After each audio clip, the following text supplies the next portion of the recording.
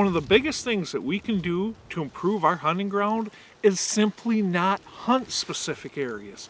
What I'm talking about is setting aside the majority of our deer cover as sanctuary. This goes against absolutely everything we think we know as hunters. I mean, man, growing up, it is just pounded in your head. You got to get deeper. You got to get deeper. You got to go deeper and further into the woods to find where those deer are at. And every single time we do that, we are leaving telltale signs behind that we're out there hunting them. Deer are no different than your dog at home. They can be trained to accept virtually anything, and they can be trained to fear virtually everything. Every single time we're going out in the woods, we're leaving odors, we're spooking deer, we're kicking them up. What we're doing is we are training them. We are training them to be more nocturnal. We're doing this type of stuff during the daylight, so they need to shift their activity more to nighttime. Now, deer truly are not nocturnal animals. They dwell in the twilights. Of course, they're active during the night. Heck, they're active during the day. As a matter of fact, there's 5 peak movement periods in any 24-hour cycle for deer. That's the middle of the day, PMs right around sunset, twice in the middle of the night, and once in the morning. Okay, so deer naturally are going to be active during all portions of the day. Okay, but by trashing their deer woods, what we end up doing is we end up training them to be more nocturnal.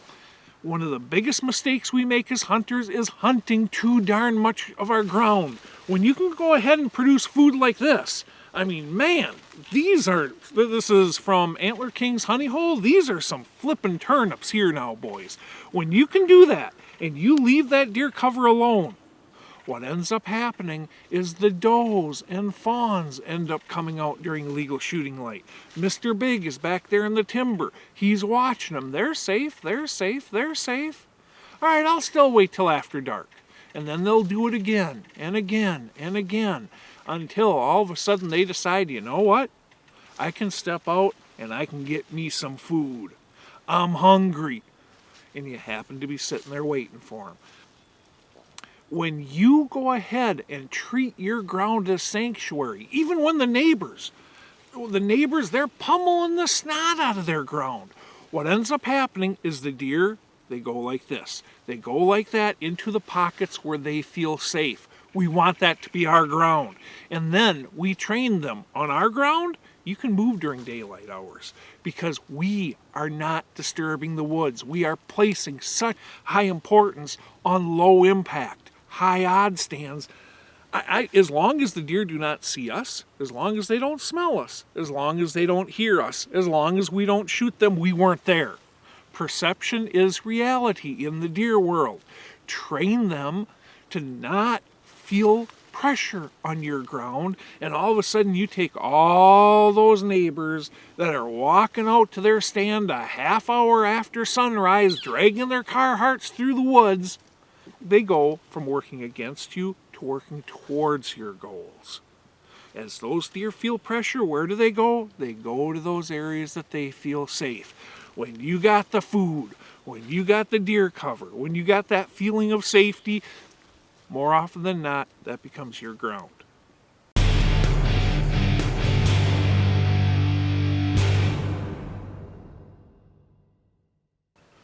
Sanctuaries are one of the most underrated things we can do as hunters. We have the strong tendency to hunt way too much of our grounds. Even on the public grounds I hunt, you know what? I find those pockets where other people don't go, and I hunt them very low impact. Because if I do that, those deer, especially those mature bucks, they end up concentrating in those areas, and they're willing to move in those areas during legal shooting light. You do not let them see you. You do not let them hear you. You do not let them smell you, and it's just like you weren't even there.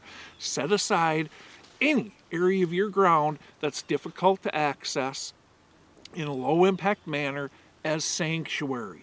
Hunt the peripheries, give them a good reason to come out, and you know what? That right there can be one of the biggest game changers there is.